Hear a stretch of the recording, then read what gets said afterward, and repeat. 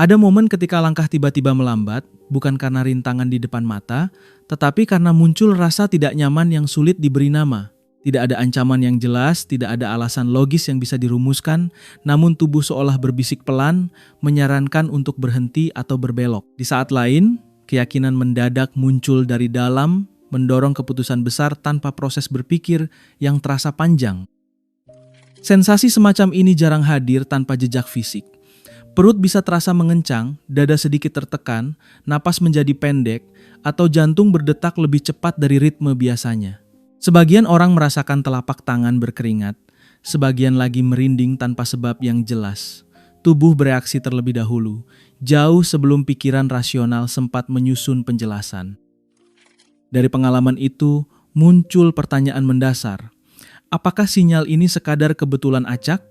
Apakah ia berasal dari naluri mistis yang sulit diterima akal sehat? Ataukah manusia memang memiliki kemampuan khusus yang bekerja di luar kesadaran logisnya? Sejak lama, fenomena ini dikelilingi cerita mistik karena kecepatannya terasa melampaui proses berpikir biasa. Dalam percakapan sehari-hari, kita menyebutnya gut feeling, perasaan dari perut. Istilah ini terdengar sederhana, bahkan intuitif. Namun neuroscience modern menunjukkan bahwa di balik ungkapan populer tersebut terdapat mekanisme biologis yang sangat nyata, terukur, dan bekerja dengan ketelitian tinggi di dalam otak manusia. Disinilah tokoh utama pembahasan kita muncul, insular cortex atau cortex insula, sebuah wilayah otak yang jarang disorot, tersembunyi di balik lipatan besar otak, tetapi memegang peran sentral dalam cara manusia merasakan tubuhnya sendiri dan mengambil keputusan yang tampak spontan. Insula berfungsi sebagai penghubung sunyi antara dunia fisik dan kesadaran mental. Ia mengumpulkan sinyal halus dari organ-organ dalam, denyut jantung, pola napas, hingga ketegangan otot, lalu menerjemahkannya menjadi pengalaman subjektif yang kita kenal sebagai rasa, firasat, dan intuisi. Melalui video ini, kita akan membedah bagaimana pulau tersembunyi di otak tersebut mampu memprediksi kemungkinan masa depan jangka pendek, memberikan peringatan sebelum logika sempat menyusun argumen, dan membentuk suara batin yang sering dianggap sebagai intuisi murni. Selamat datang di Gelombang Otak, ruang eksplorasi pikiran, bahasa bawah sadar, NLP, dan neuroscience dikemas dengan pendekatan santai namun tetap berbobot. Mari kita menyelam lebih dalam dan mulai mendengarkan sinyal-sinyal halus yang selama ini kerap terlewatkan. Nama insula berasal dari bahasa Latin yang berarti pulau. Sebutan ini bukan metafora puitis tanpa alasan, melainkan deskripsi anatomi yang sangat literal. Para ahli anatomi otak menamainya demikian karena bagian ini tampak seperti daratan terpisah, tersembunyi dari permukaan, seolah sebuah pulau kecil yang tenggelam di tengah lautan jaringan saraf. Secara posisi, insular cortex tidak berada di permukaan otak seperti area berpikir atau penglihatan. Ia terletak jauh di dalam lipatan besar yang disebut lateral sulcus, tertutup oleh bagian frontal, parietal, dan temporal. Untuk melihatnya, para ilmuwan harus membuka lapisan luar otak seakan menggeser tirai untuk menemukan ruang rahasia di baliknya.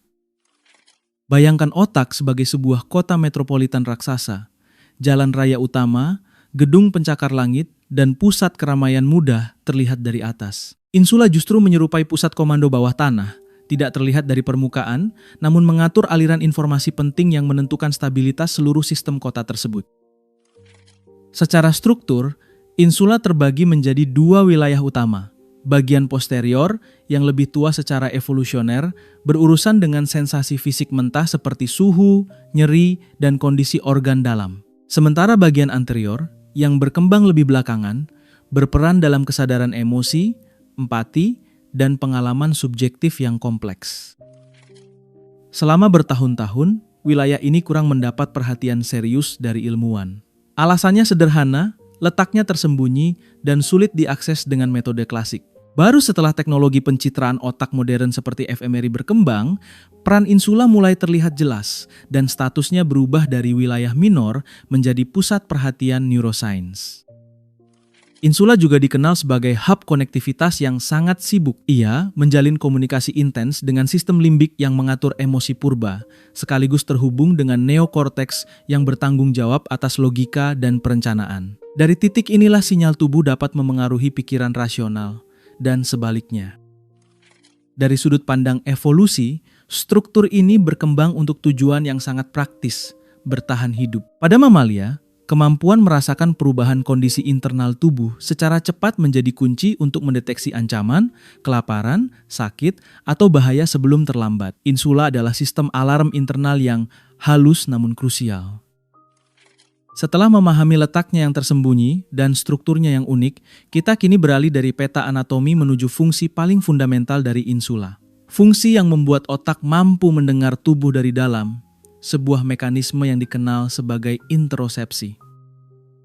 Introsepsi adalah kemampuan otak untuk merasakan dan memetakan kondisi internal tubuh. Berbeda dengan penglihatan atau pendengaran yang menangkap dunia luar, introsepsi bekerja ke arah dalam, memonitor apa yang terjadi di balik kulit, di dalam organ, dan di sistem fisiologis yang menopang hidup kita setiap detik.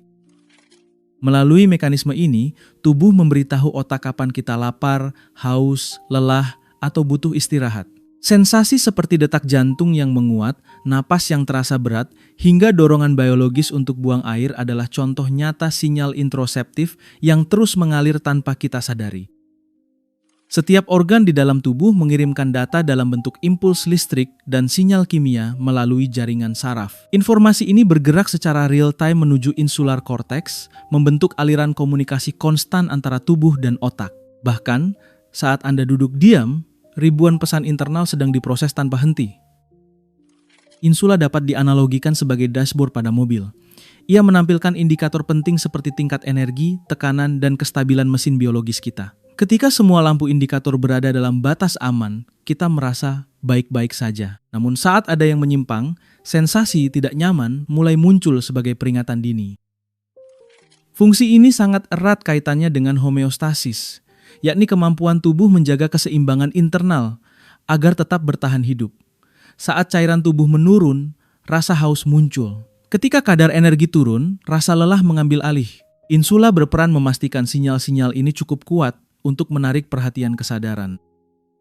Lebih dari sekadar mekanisme biologis, introsepsi menjadi fondasi kesadaran diri. Kemampuan untuk berkata, "aku merasa" adalah hasil langsung dari otak yang mampu membaca kondisi tubuhnya sendiri. Dari sinilah muncul pengalaman subjektif tentang keberadaan, rasa hidup, dan sentience yang membedakan manusia dari mesin.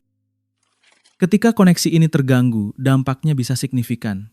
Seseorang dapat kehilangan kepekaan terhadap sinyal tubuhnya sendiri, sulit mengenali rasa lapar, lelah, atau bahkan emosi. Kondisi ini membuat individu terasa terputus dari dirinya, seolah tubuh dan pikiran berjalan di jalur yang berbeda. Pemahaman tentang introsepsi membuka pintu untuk menjelaskan fenomena yang selama ini dianggap abstrak. Data mentah dari tubuh yang diproses oleh insula, inilah yang kemudian dikenal luas sebagai gut feeling, sebuah jembatan antara sensasi fisik dan intuisi yang terasa begitu nyata. Istilah gut feeling bukan muncul tanpa alasan biologis. Perut sejak lama menjadi pusat metafora intuisi karena memang di sanalah terjadi lalu lintas sinyal yang sangat aktif. Dibandingkan tangan atau kaki, area pencernaan memiliki jaringan saraf yang padat dan terus berkomunikasi dengan otak, menjadikannya sumber sensasi internal yang paling vokal.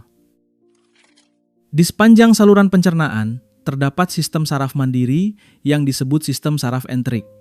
Jumlah neuronnya mencapai ratusan juta, cukup kompleks hingga sering dijuluki sebagai otak kedua. Sistem ini mampu bekerja independen, mengatur pencernaan, kontraksi usus, dan respons kimia tanpa harus menunggu perintah sadar dari otak pusat. Penghubung utama antara otak kedua ini dan otak di kepala adalah saraf vagus. Ia berfungsi layaknya jalan tol informasi super cepat, mengalirkan sinyal dari organ dalam menuju batang otak dan kemudian ke insular cortex. Jalur ini memungkinkan kondisi perut memengaruhi perasaan dan keputusan dalam hitungan detik. Yang mengejutkan, sekitar 90% serabut saraf vagus membawa informasi dari tubuh ke otak, bukan sebaliknya. Artinya, otak jauh lebih sering mendengarkan tubuh daripada memberi perintah. Kesadaran kita sebagian besar dibentuk oleh laporan internal yang datang dari dalam perut, dada, dan organ-organ vital. Di dalam usus juga hidup triliunan mikroorganisme yang dikenal sebagai mikrobioma. Bakteri-bakteri ini menghasilkan zat kimia yang dapat memengaruhi suasana hati, tingkat stres, dan kejernihan berpikir. Melalui jalur usus otak, sinyal kimia ini ikut memengaruhi aktivitas insula dan pengalaman emosional kita. Sinyal dari perut awalnya bersifat kimiawi dan mekanis. Insula kemudian menerjemahkannya menjadi pola listrik yang bisa dimaknai oleh otak. Rasa mual saat gugup misalnya bukan ilusi, melainkan hasil interpretasi otak terhadap perubahan aktivitas otot dan aliran darah di sistem pencernaan. Inilah alasan mengapa nafsu makan sering menghilang saat stres berat, cemas, atau patah hati. Tubuh masuk ke mode bertahan hidup, mengalihkan energi dari pencernaan menuju sistem kewaspadaan. Insula menangkap perubahan ini dan memunculkannya sebagai sensasi tidak nyaman di perut. Namun cerita tidak berhenti pada sensasi fisik semata. Sinyal dari perut yang diproses insula akan naik level, berubah menjadi pengalaman emosional yang kompleks. Dari sinilah perasaan lahir, bukan hanya sebagai reaksi tubuh, tetapi sebagai makna yang dirasakan secara sadar. Selama bertahun-tahun, emosi dianggap muncul begitu saja sebagai reaksi spontan terhadap peristiwa di luar diri. Namun teori emosi modern menunjukkan gambaran yang lebih halus. Otak sebenarnya sedang menebak makna dari sensasi tubuh, lalu menyusunnya menjadi pengalaman emosional berdasarkan konteks, ingatan, dan situasi yang sedang dihadapi. Di titik inilah insula anterior memainkan peran penting. Ia tidak sekadar menerima data mentah dari tubuh, tetapi memberi label, nuansa, dan arti pada sensasi tersebut. Ketegangan di dada, perubahan napas, atau getaran halus di perut diolah menjadi sesuatu yang bisa kita kenali sebagai rasa takut, antusiasme, atau waspada. Satu sensasi fisik yang sama dapat menghasilkan emosi yang sangat berbeda. Detak jantung yang cepat di tengah hutan gelap dapat dimaknai sebagai ancaman, sementara detak yang sama saat bertemu orang yang disukai diterjemahkan sebagai gairah atau ketertarikan. Insula bertugas membaca konteks dan memilih makna yang paling relevan. Ungkapan butterflies in the stomach bukan sekadar kiasan romantis. Saat seseorang merasa gugup atau bersemangat, aliran darah di sistem pencernaan berubah, otot-otot halus bereaksi, dan insula menangkap pola ini sebagai sensasi khas yang kemudian diterjemahkan menjadi kegugupan atau antusiasme. Salah satu emosi yang paling erat kaitannya dengan insula adalah rasa jijik. Menariknya, area ini aktif bukan hanya saat mencium bau busuk atau melihat makanan basi, tetapi juga ketika seseorang menyaksikan tindakan yang dianggap tidak bermoral. Tubuh bereaksi seolah ada ancaman fisik, meski yang dilanggar adalah norma sosial. Dalam kerangka ini, emosi bukan sekadar perasaan pasif, melainkan alat prediksi. Emosi membantu otak mempersiapkan tubuh untuk bertindak cepat sebelum situasi menjadi berbahaya atau penuh peluang. Rasa takut, cemas, atau antusias adalah sinyal kesiapan yang dibentuk dari pengalaman masa lalu. Kepekaan insula juga menentukan tingkat granularitas emosi seseorang. Individu yang mampu membedakan antara kecewa, sedih, dan marah memiliki pemetaan sensasi tubuh yang lebih detail. Semakin halus pembacaan ini, semakin akurat pula regulasi emosi dan respons perilaku yang dihasilkan. Ketika sensasi tubuh telah dimaknai menjadi emosi, langkah berikutnya adalah keputusan. Emosi yang terbentuk melalui insula menjadi kompas cepat, membimbing pilihan tanpa harus melalui analisis panjang. Dari sinilah intuisi mulai mengambil alih peran sebagai penentu arah. Intuisi sering dianggap sebagai bisikan misterius yang datang entah dari mana. Padahal, dari sudut pandang neuroscience, intuisi adalah hasil pengenalan pola tingkat tinggi yang bekerja sangat cepat. Otak menyaring situasi saat ini, mencocokkannya dengan ribuan pengalaman masa lalu menghasilkan respons sebelum kesadaran logis sempat menyusul. Mekanisme ini dijelaskan melalui somatic marker hypothesis yang diperkenalkan oleh Antonio Damasio. Teori ini menyatakan bahwa setiap pengalaman penting dalam hidup disimpan bersama penanda tubuh berupa sensasi fisik tertentu. Pengalaman baik diberi sinyal nyaman, sementara pengalaman buruk ditandai rasa tidak enak di tubuh. Ketika seseorang menghadapi situasi yang mirip dengan pengalaman lampau, insula berperan memutar ulang penanda tubuh tersebut. Sensasi fisik muncul kembali sebagai sinyal peringatan atau dorongan, bahkan sebelum otak sempat mengingat detail kejadian aslinya. Tubuh bereaksi, lalu pikiran menyusul. Kecepatan proses ini menjadi kunci. Jalur intuisi bekerja dalam hitungan milidetik, jauh lebih cepat dibandingkan pemikiran rasional yang bergantung pada prefrontal cortex. Itulah sebabnya firasat sering muncul tiba-tiba, tanpa narasi internal yang jelas namun terasa meyakinkan. Salah satu bukti klasik datang dari Iowa Gambling Task. Dalam eksperimen ini, peserta mulai berkeringat saat hendak memilih kartu yang merugikan, bahkan sebelum mereka sadar secara kognitif pola kartu tersebut. Tubuh sudah tahu lebih dulu dan insula menjadi penerjemah sinyal itu. Fenomena serupa terlihat pada para ahli di berbagai bidang. Pebisnis berpengalaman, dokter senior, atau atlet profesional sering mengandalkan feeling dalam mengambil keputusan cepat. Bukan karena mereka mengabaikan logika, melainkan karena ribuan jam pengalaman telah terkompresi menjadi respons intuitif yang efisien. Namun intuisi tidak selalu layak dipercaya. Ia paling akurat ketika dibangun di atas pengalaman yang relevan dan berulang. Sebaliknya, intuisi yang lahir dari trauma, ketakutan, atau minim paparan seringkali hanyalah alarm palsu yang dibungkus rasa cemas. Membedakan keduanya menjadi keterampilan penting. Selain memandu keputusan personal, mekanisme ini juga berperan besar dalam interaksi sosial. Insula tidak hanya membaca sinyal dari tubuh sendiri tetapi juga merespons kehadiran orang lain, membentuk dasar empati dan intuisi sosial yang akan kita bahas selanjutnya.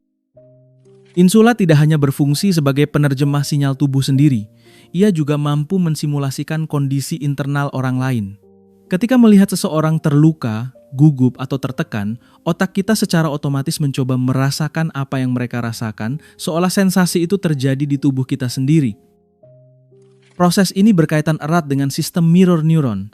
Saat menyaksikan orang lain terbentur, terjepit, atau meringis kesakitan, tubuh sering bereaksi spontan. Bahu ikut menegang, wajah ikut menyeringai.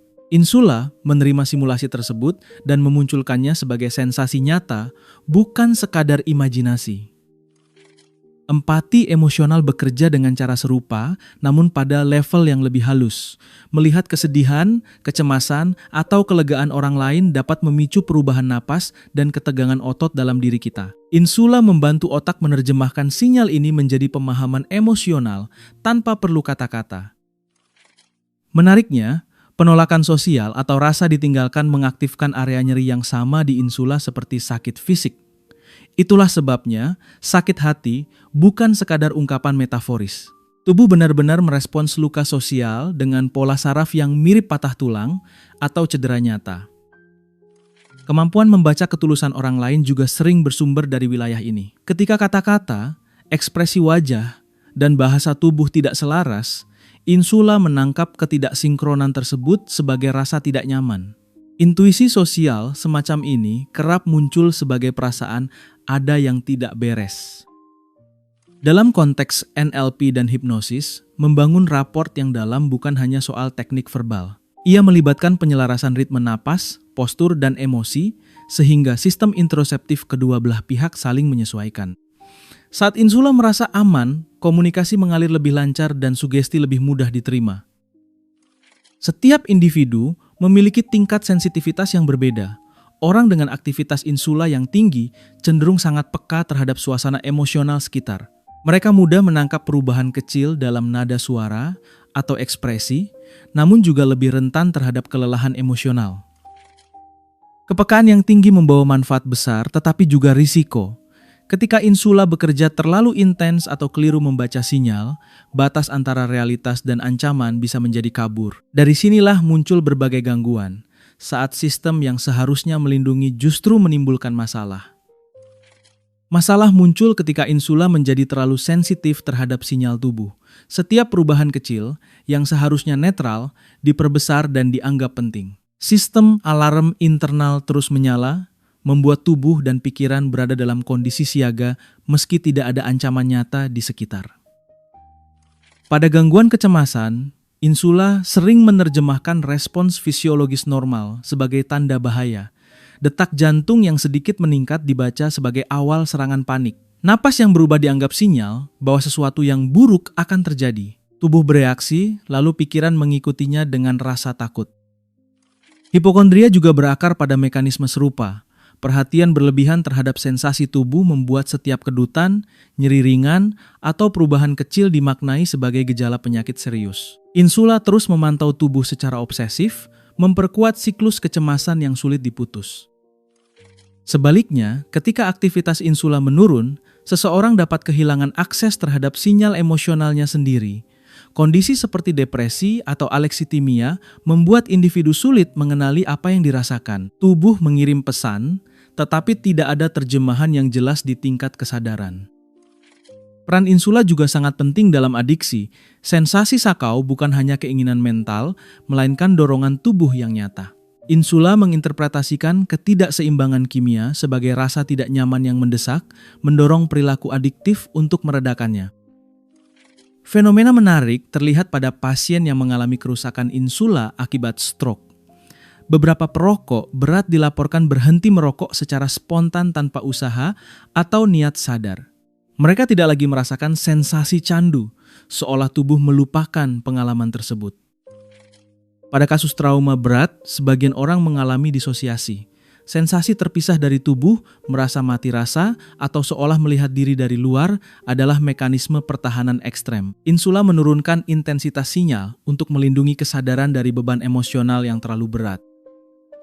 Meski terdengar suram, ada kabar baik. Otak bersifat plastis dan dapat berubah.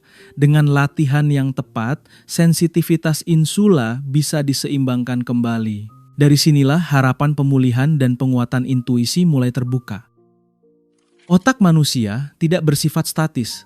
Melalui prinsip neuroplasticity, jaringan saraf dapat berubah, diperkuat, atau dilemahkan berdasarkan pengalaman dan latihan yang berulang. Insula termasuk wilayah yang sangat responsif terhadap proses ini, sehingga kepekaan terhadap sinyal tubuh dapat diasah atau ditenangkan secara sadar. Berbagai studi menunjukkan bahwa praktik mindfulness dan meditasi secara konsisten mampu menebalkan korteks insula. Latihan ini meningkatkan kejernihan introsepsi, membuat seseorang lebih akurat dalam merasakan napas, detak jantung, serta perubahan emosi tanpa langsung terhanyut oleh reaksi berlebihan. Salah satu teknik paling sederhana adalah body scan.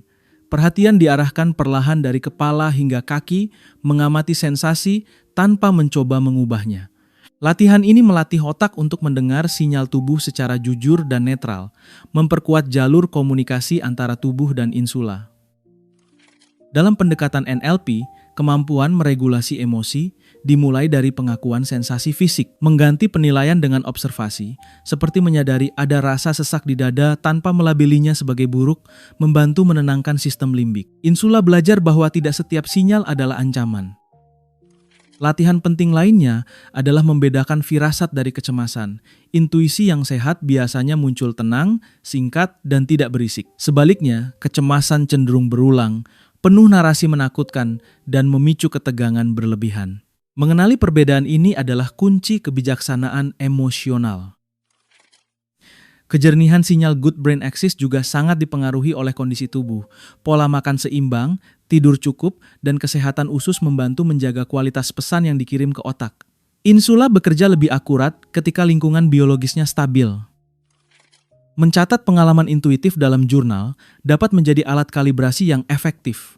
Dengan menuliskan firasat yang muncul dan hasil akhirnya, otak belajar membedakan intuisi yang valid dari alarm palsu. Seiring waktu, akurasi dan kepercayaan diri dalam mengambil keputusan meningkat. Manfaat dari latihan ini terasa nyata dalam kehidupan sehari-hari. Keputusan menjadi lebih cepat, emosi lebih stabil, dan hubungan dengan tubuh terasa lebih selaras. Intuisi tidak lagi dianggap misteri, melainkan keterampilan biologis yang dapat diasah.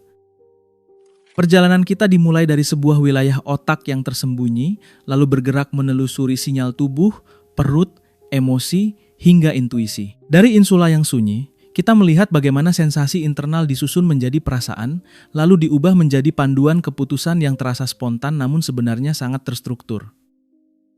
Di tengah dunia modern yang dipenuhi notifikasi, data, dan kebisingan informasi, kemampuan mendengar sinyal internal justru semakin langka. Insula mengajarkan bahwa tidak semua jawaban datang dari luar. Ada kebijaksanaan halus yang muncul saat perhatian diarahkan ke dalam, dan tubuh diberi ruang untuk berbicara. Perbandingan dengan kecerdasan buatan menjadi semakin relevan.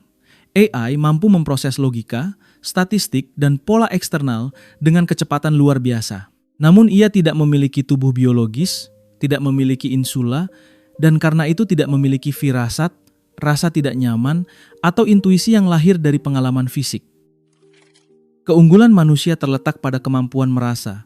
Sentience, kemampuan menyadari sensasi internal, adalah aset biologis yang tidak bisa ditiru mesin. Dari sinilah lahir empati, kebijaksanaan kontekstual, dan keputusan yang mempertimbangkan lebih dari sekadar angka dan probabilitas.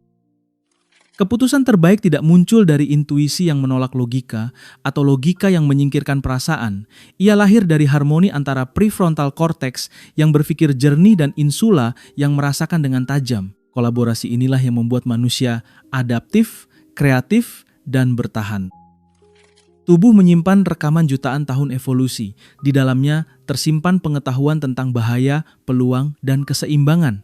Belajar mendengarkan sinyal-sinyal halus ini bukan langkah mundur ke irasionalitas, melainkan kembali ke kecerdasan biologis yang telah teruji waktu.